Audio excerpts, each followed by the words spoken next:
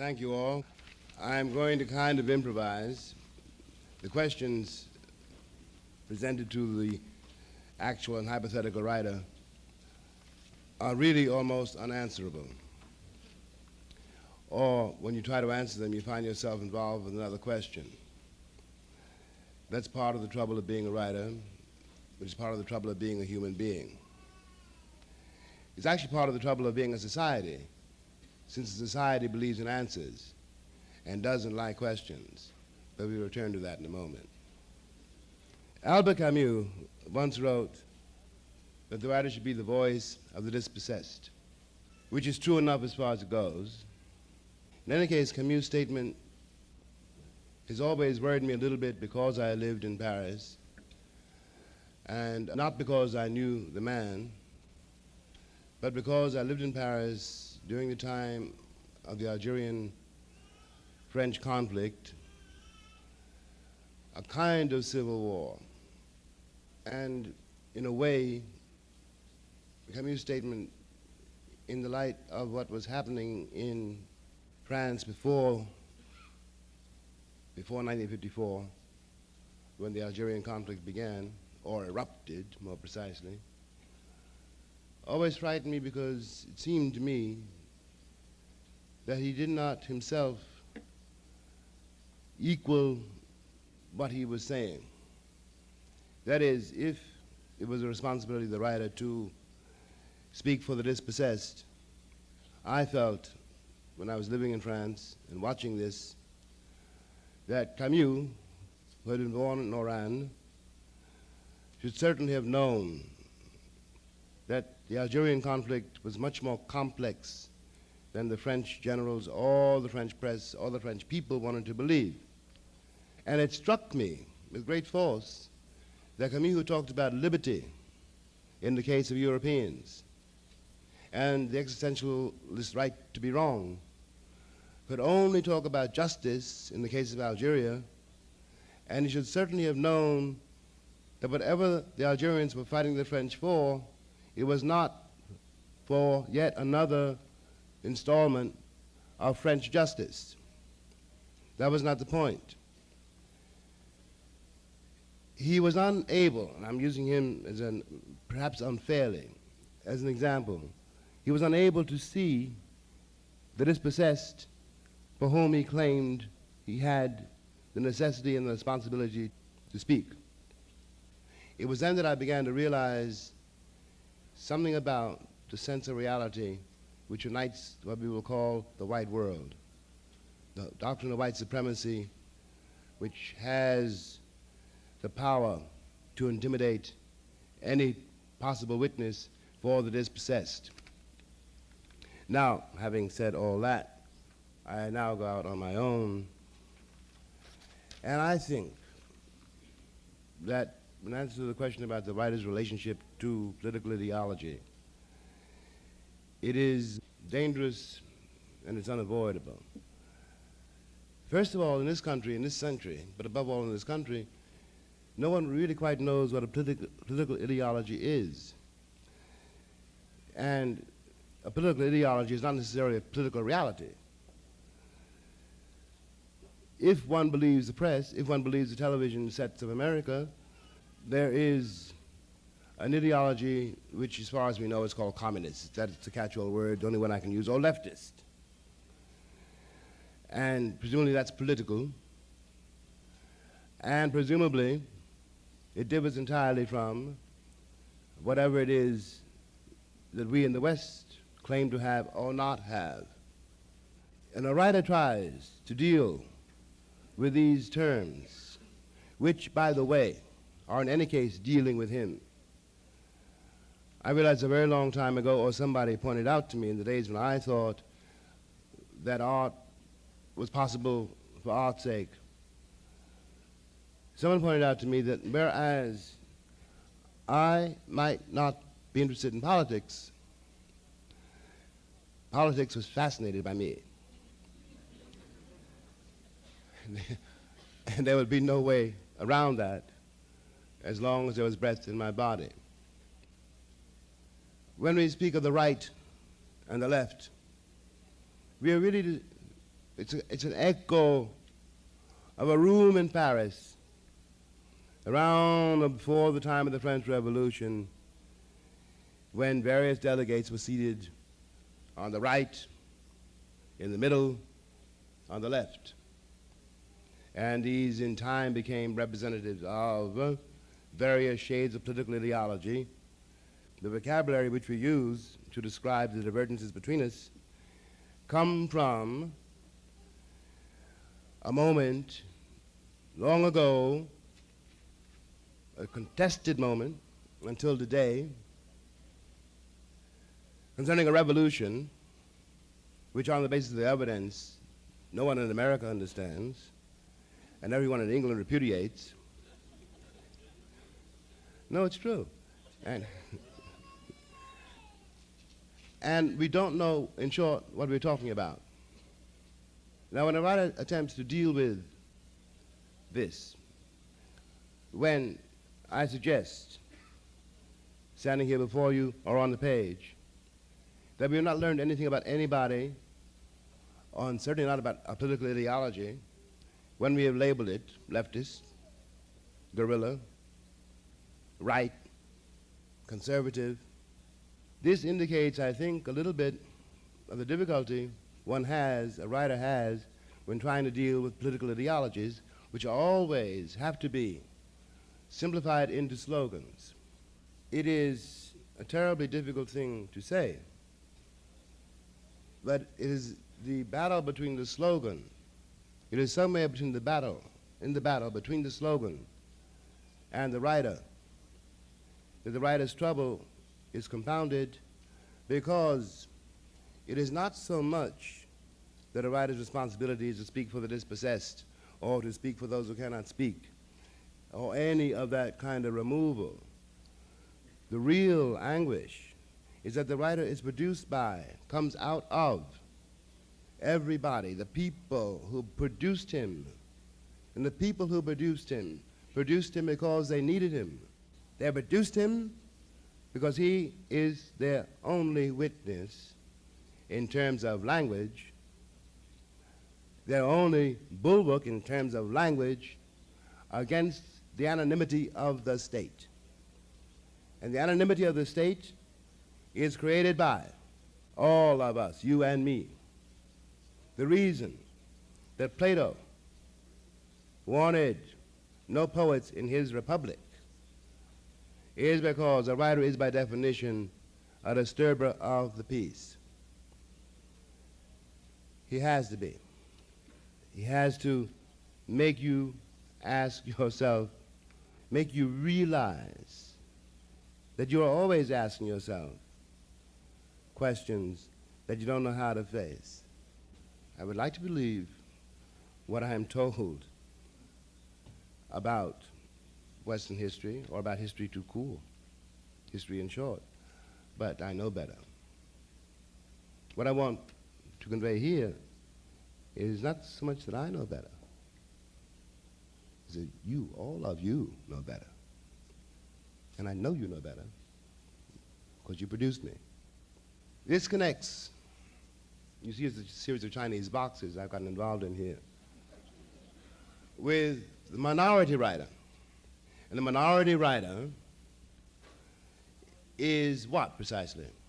I look at the word and I ask myself.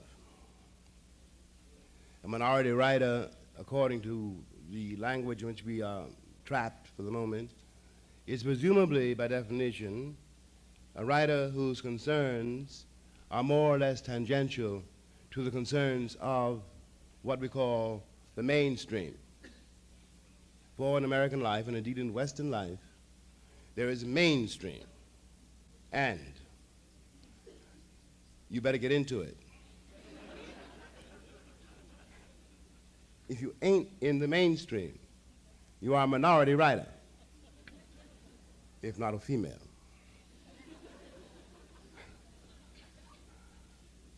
I'm not really trying to be sardonic, but I want you to think about the terms lying beneath, the principle lying beneath these terms. For example, it is a real question whether or not the fate of Rabbit in John Updike's trilogy really obsesses most of the civilized world.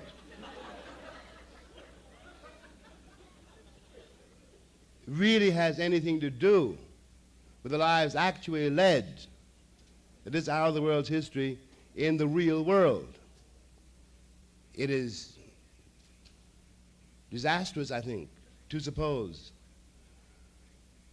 that most of the world, that world outside, which is not white, and by the way, when I say it is not white, I don't mean it's black. I mean it's varicolored. I mean it's something the American imagination and the Western imagination cannot imagine, doesn't dare imagine.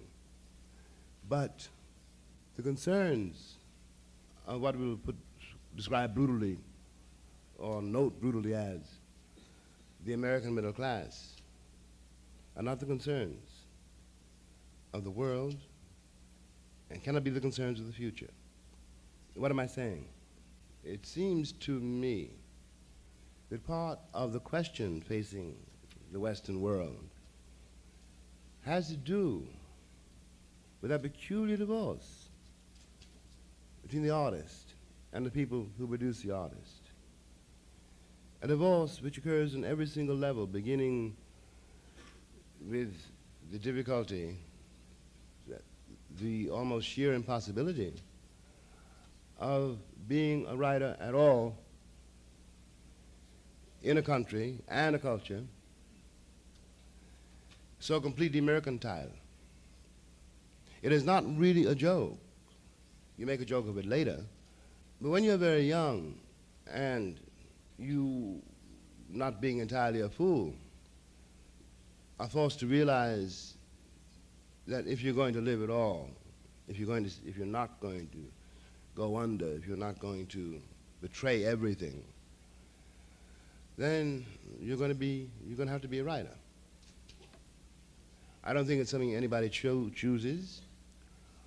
I don't think that it is so special a condition as the Western world makes it. But what does happen, and above all in this country, is when you begun to make the first steps in yourself to being reconciled to being a writer, you've also, at the very same moment, the very same gesture, taken upon yourself the necessity of being a maverick. So that people say, when you start scribbling, people ask you, when you're young and innocent, and don't know no better than how to answer, the way I answered, for example, was this, you ask me, what do you do? And I say, I'm a writer. And you all say to me, yeah, but what do you do? Finally, if you get past all that, when people stop saying to you, finally get a job, after you say, I have a job. But that's very important. It is compounded, of course, in this country by the realities of sex, color,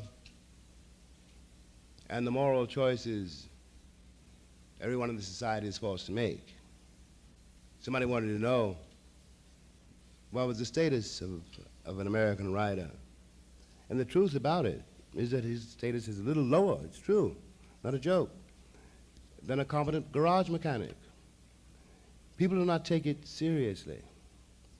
At least on one level, they don't take it seriously. They don't take it serious enough to try to act on what they know they know. They don't take it serious enough to try to dare, risking their identities, because that is what it comes to. What we think we are controls us far more than who we really are. And that's why the writer is always, in a way, in such trouble. I'm trying to really be honest and follow these questions down, you know. So I'm sort of halfway through. No, I'm not joking, really. It is a difficult assignment. Because the next question is, how do you perceive your public? And that's a real question. All of these are real questions, by the way. If I'm joking about them, because I'm a little frightened. More than little.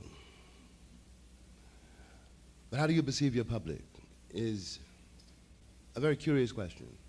I can't say it's exactly a 20th century question, but it does come, it is one of the results, the language which one is forced to deal with is one of the results of the Industrial Revolution. I put it that way because before then, at some point before then, the question was had nothing to do with one's public. It concerned one's audience. And one's audience is a very different thing than one's public. An artist, by beginning to work, begins to create his audience. I can't really describe that further than that. There's an audience waiting for him or her, which can only begin to be activated when he or she begins to work. The artist may create an audience which he will feel, an audience which will nourish him, but he may never have a public. A public exists in the time of the artist's time, almost by definition. An audience is in some sense timeless, in the same sense that the artist hopes his work will be timeless. A public reacts to a personality, and God knows we should know that in this country by now. And personalities come and go like fast food. The trick for an artist is to trust his audience and to know that his audience trusts him. And he cannot cheat that invisible one or two or multitudes of people between him, her, and that audience. There is an unspoken bond, an unspoken promise not to betray, to try to tell the truth. And every artist knows that it is impossible to tell the truth. It is a tremendous word, and it shimmers like a butterfly, and it goes like that. It comes like that. You can't tell the truth, but you have to trust it. You have to know that you don't know. You have to know that every time you have found an answer to a question, you have really found another question. This is because time is what it is. And the answer for me may not be the answer for my nephew. The answer for a boy born in my time and place will not apply to a boy born in Brazil or for a boy born in China. And that is why one has to try to deal with the truth or let the truth deal with you. It's only with that humility that we can have the courage, really, to learn to love each other, which is really, if you really want to think about it, and now I'm not speaking so much as a writer perhaps, but I'm a writer, we are supposed to love each other. Now writers are supposed to know that. And that is what makes them so dangerous. I used to watch people when I was very young. I was fascinated by people. And I was fascinated by words. And for reasons I cannot possibly really decipher, it meant to me somehow a way of finding out not so much about who I was certainly, but where I was first. It was almost like a game. You know, I can still remember some of the things I described, like the 1933 Plymouth, which had knee action wheels. I studied the coils of that spring, which gave the car knee action wheels. And I used to draw Plymouth cars. Why? I don't know. Sailboats. Make up stories by the deacons and the brothers and sisters in the church. Describe them this way and that way. Read everything. It was quite indiscriminately. I just read. In my circumstances, it boded ill for my future. It was not very likely that a boy like me, and given the black-white history of this country, and also as far as I knew, would ever become a writer. But I was lucky in my family, really. I was lucky in short, and luck is not the word I want. It was the only thing I could do. It was perhaps what I've been born to do. This is always what really, in some way, in this very rational age, frightens anybody, anybody who says that maybe that's what I was born to do, does run the risk of seeming to be mystical, irresponsible, or one of those people who never read Freud.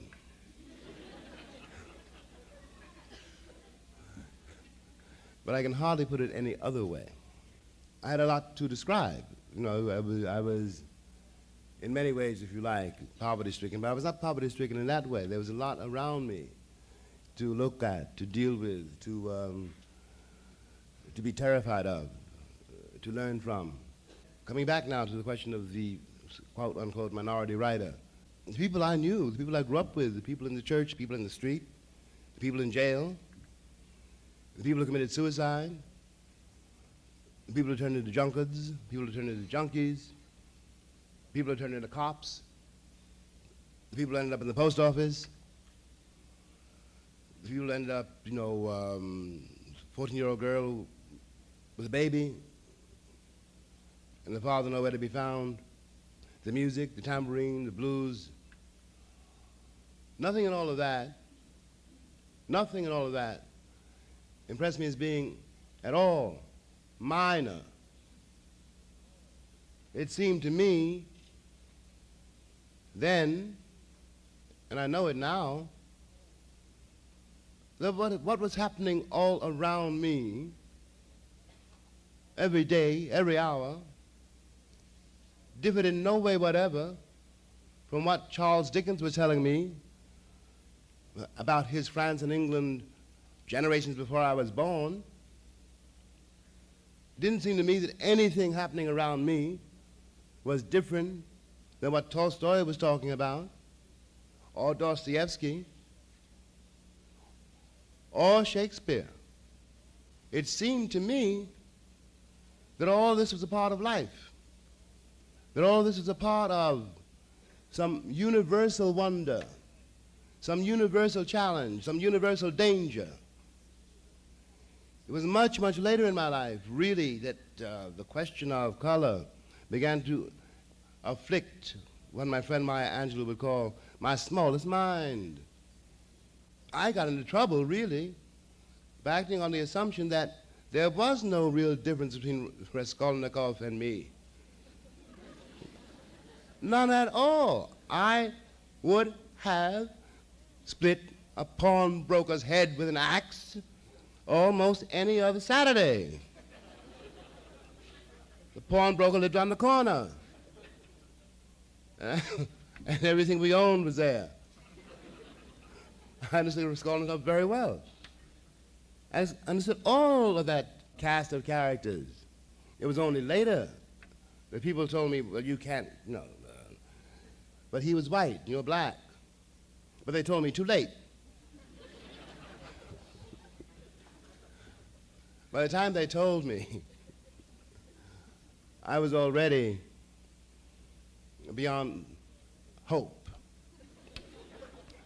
When I was reading Dostoevsky, he reconciled me to, he made me feel precisely this. I'm not the first person to suffer this way. It happened to somebody else. If it happened to somebody else, then I can bear it. If it happened to somebody else, then it's true.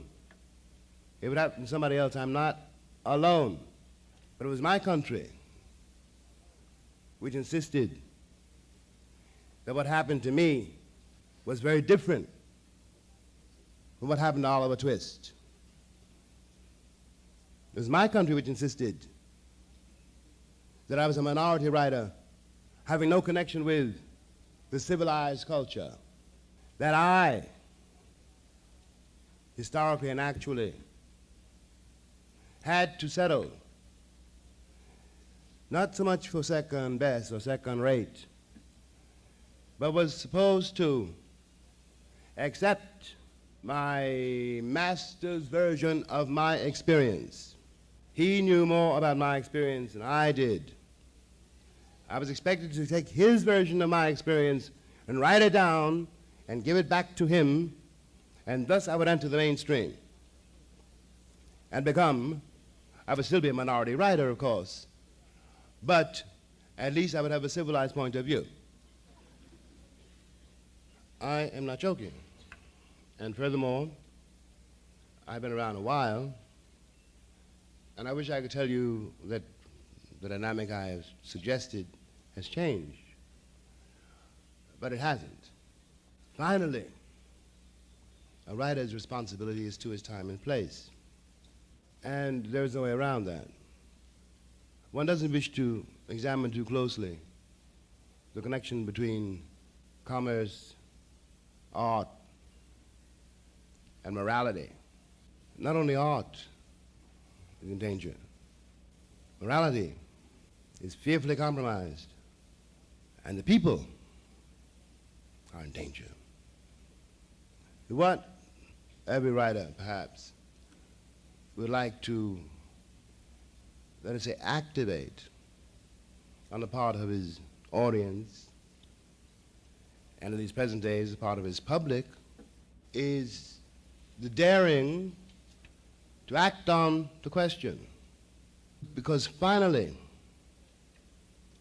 the nation which produces the artists, people which produce the artists, are responsible to two things. They're responsible, first of all, to themselves. They're responsible for the country in which they find themselves, which is, after all, a result, and a direct result of the responsibility one takes for it, or the failure to take responsibility for it. It is time in this country to overhaul a great many things, to question everything, in fact. And the hour is late. I'm not absolutely certain, that we can afford this apathy. I'm not certain, that we can wait for someone else to do it in the next century. Most of you who sit before me now will be much, much younger in 17 years, which is when the next century begins, than I am now. And I'm only 59. And I'll probably be here too. But we're talking about not merely the writer's responsibility, but all our responsibility.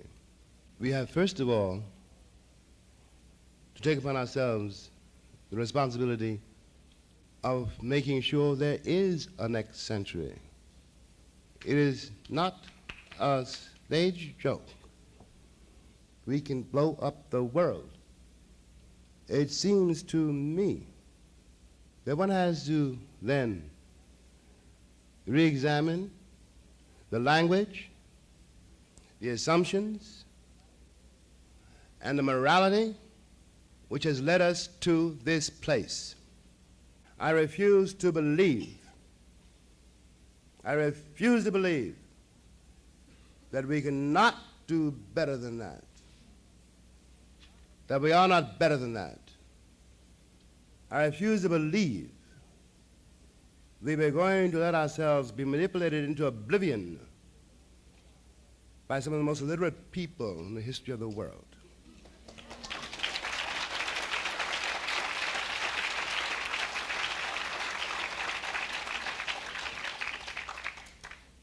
That is our responsibility.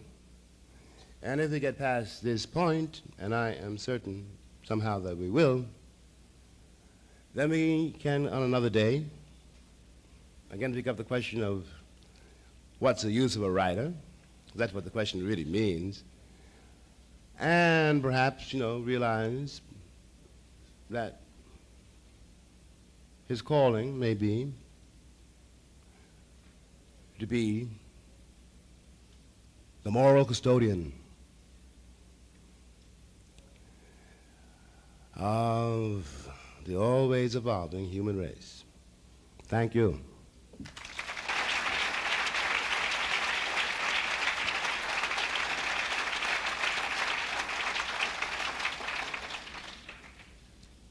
We enter now the question and response period. I want to ask you one. which is that one of the things that has fascinated me about your life and career is that you are a writer and you're also a spokesman. Going back to 20 years ago, this year, 1963, with the publication of Far Next Time, and I have been fascinated by and admiring of the ability to, at least from my perception, the spokesman never engorged the writer, as it were. And you've walked a kind of tightrope, it seems to me, between being a writer and being a spokesman. Could you talk about that a little bit? Yeah, well, I can try. It was a tightrope, certainly. It was very frightening, and I cannot really answer the question. This is what happened. I came back from Paris to go to Little Rock, but there's more to it than that. I was in Paris working on a book, but I knew that I was coming back here, for it was beneath me to stay in Paris. It was beneath me to read about it in the papers. Besides, I have a family here, you know. I didn't come back to be a spokesman. I came back to be a witness. And, you know, at least to know what was happening in Little Rock. And I became a spokesman by accident, really. But it was very frightening. But I learned that I could, first of all, I learned that in those years, the people in the Deep South needed someone to carry the news out. And I found out that I could do that. I've been in the magazine world long enough not to be frightened by magazine editors. And when they said to me, it's not for your readers, I could say, you don't mean that, it's not for your advertisers. And furthermore, I lived in France, I lived in England, so I could always say, too, well, you want to publish it after London does it or before? I had a certain kind of nuisance value. And that's what happened. And I was never, in a way, at war with it, you know, the two rows. I was simply frightened about it. Because being on this lecture platform, for example, talking as though I think I know something is one thing, and I have to be here and had to be there, you know, it's a matter of it was a kind of responsibility. And it scared me, because the effort of being a writer is exactly antithetical to it. You have to sit down by yourself and realize you don't know anything. But so far, so good, no?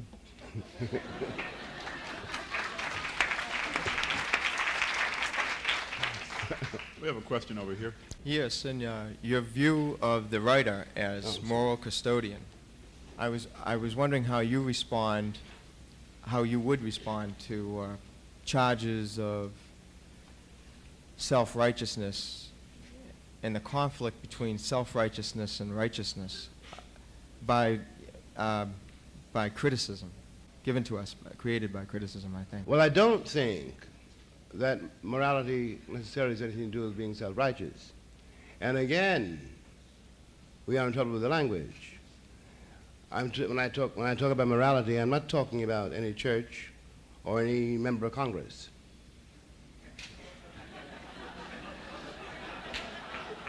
I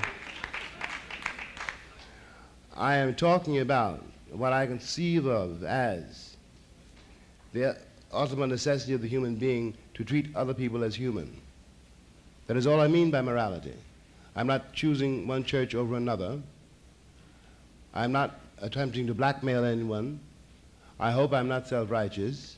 But I do think it is the highest duty of a man or a woman to become a moral human being. Question here.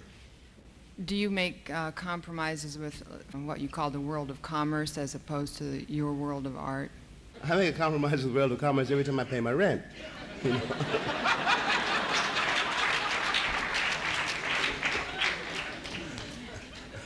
That answers your question.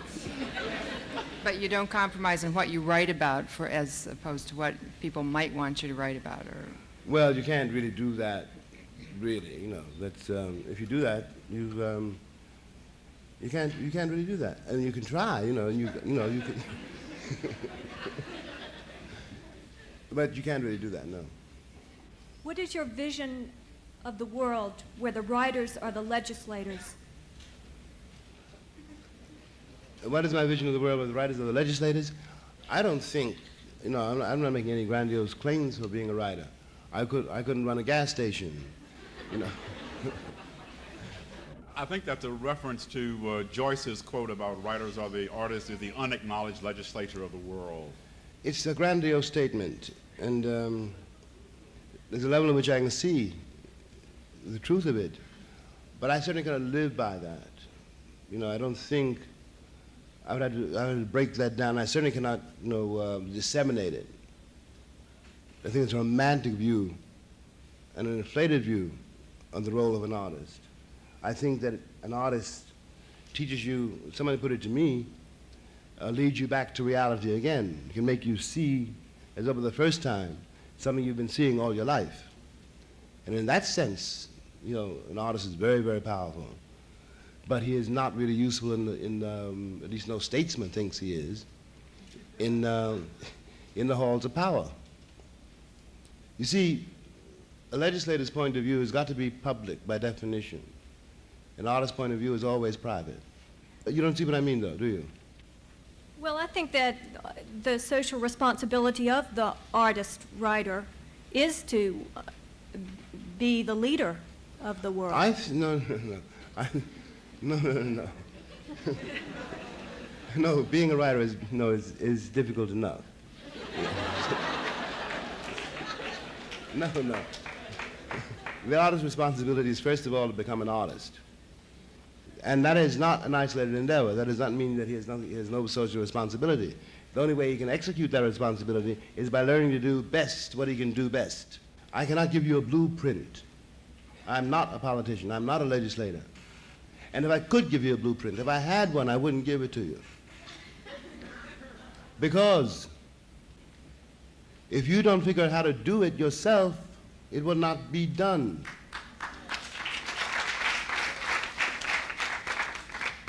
It is you, the people, who have to be the leaders. This is where you miss my point.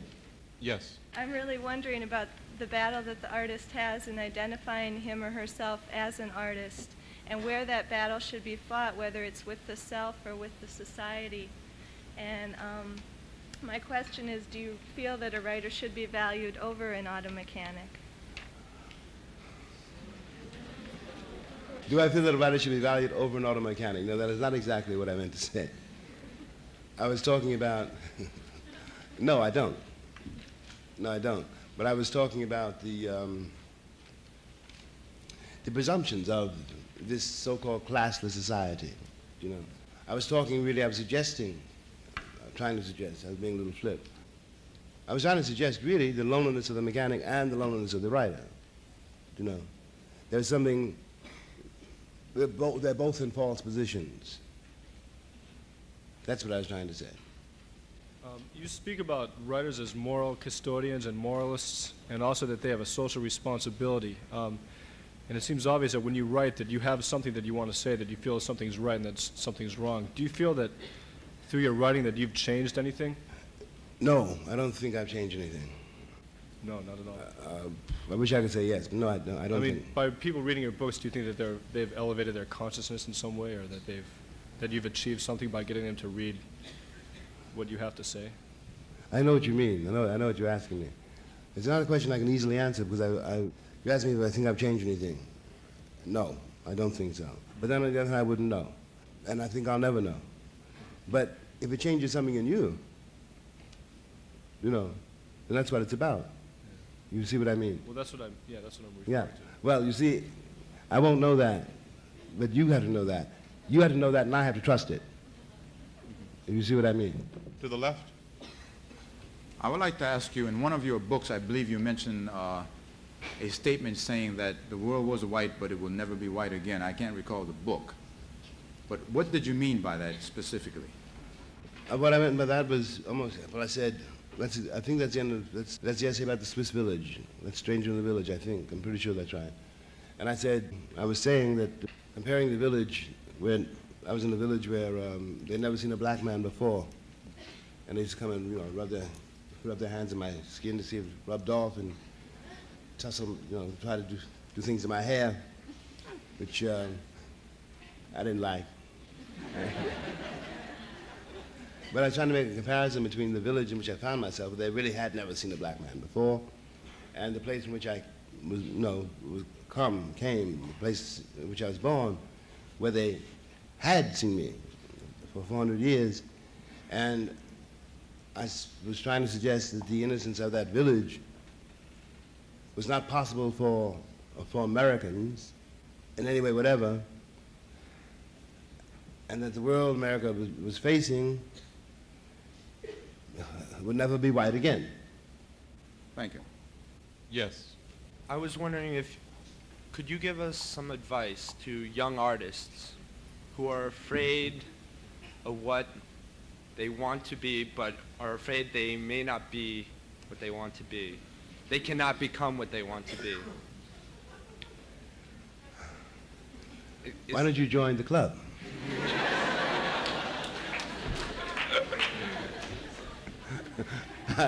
I'm not really joking, and I hope you never change. You see what I mean? Thank you.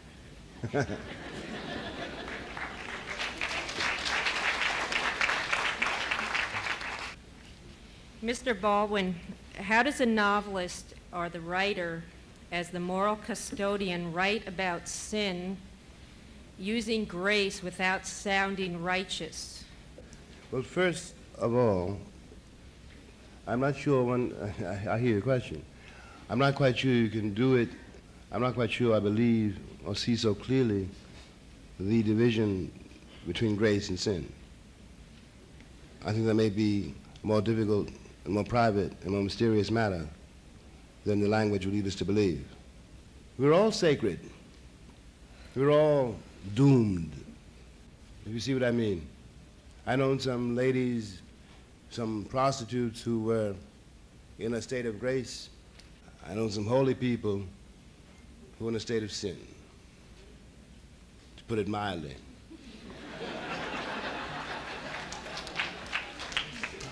To the left. Hi. Well, you kind of left me with a bit of a problem. You said that people who were your audience, in other words, people who produced you, had two responsibilities. You said that they were responsible for themselves, and you said they were responsible for, or they should try be responsible for their country. And I don't know what you mean by that. I know that's my problem, but you said that before, but How do you do? What do you mean by that? What do you mean by that country? I mean, I can see caring about, I can see as an individual being responsible for my car payments and responsible for my mind, or my heart. I see what you mean. But as an individual being responsible for my country, now that leaves it open to, some people can be very harsh or cruel. Hitler was responsible for his country, What do you say? I said he took an attitude of responsibility Who for did? his country, Hitler. Ah. That was in his mind, Ah. so I'm worried.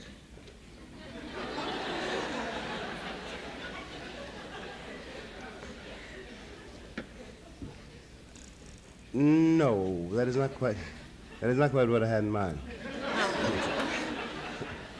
No. When I said I was thinking about myself and my own direct antecedents, responsible for one's country. And no, I suppose that sounds grandiose, but in one way or another you are in any case, whether you either know it or you don't know it. In my own case, I was making a claim coming out of my antecedents, speaking as the grandson of a slave, which is what I am. And I say responsible for my country because I didn't intend to be driven out of it, because my fathers paid for it, and whatever happens in this country affects me. There's no way for me to escape it. Mm-hmm. That is what I mean. And I think that's true I think that's in principle true for everybody, And when you say Hitler was responsible for his country, you should turn the coin over and ask yourself where everybody else was. Yeah. Do you see what I mean? Well, all I'm really saying is you cannot sign a separate piece. Do you see what I mean by that? no. I said you cannot sign a separate piece. If I'm in trouble, you are too. Well, it seems that if you say that to me, the first thing I'd think of doing would be going out and joining an organization. Why? And I feel like that's a cop-out. Why? I don't know. Well, who's responsible? know, You are. that's the- You are at the moment. Well, all I can be responsible is for what I have the wisdom to... Keep on keeping on. I'm not asking, that's exactly what all anyone can do. I'm not asking you to join anything. I know you're not. But I'm saying that, being of an average mind, that's what would pop into my head. I should join the nuclear No. freeze or do this or,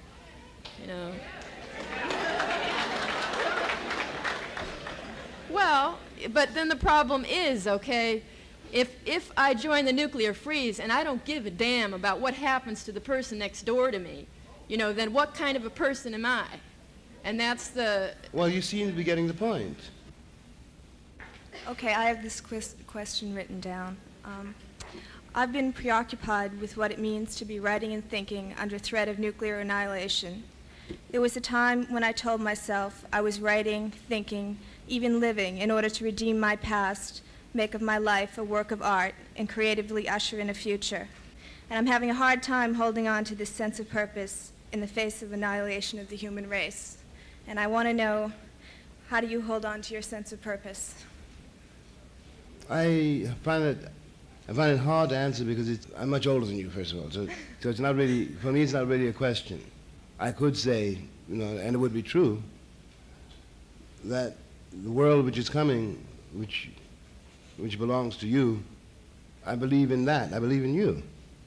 I don't see how my generation can play it any other way. I think one has to be concerned. I think we are responsible for the world which we are leaving you. You see what I mean? Keep the faith, it's all I can tell you. You may not know it, but we have the power to do something about it. You cannot pretend.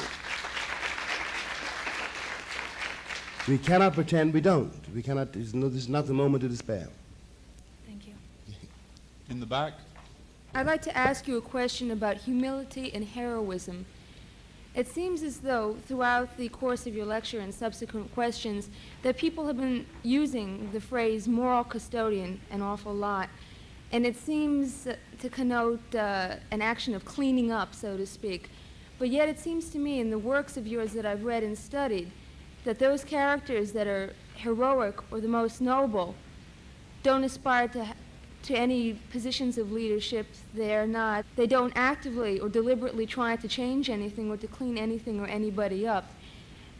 Their nobility, it seems to me, seems to be just in a basic human dignity, whether it's embodied in suffering or generosity or the act of love.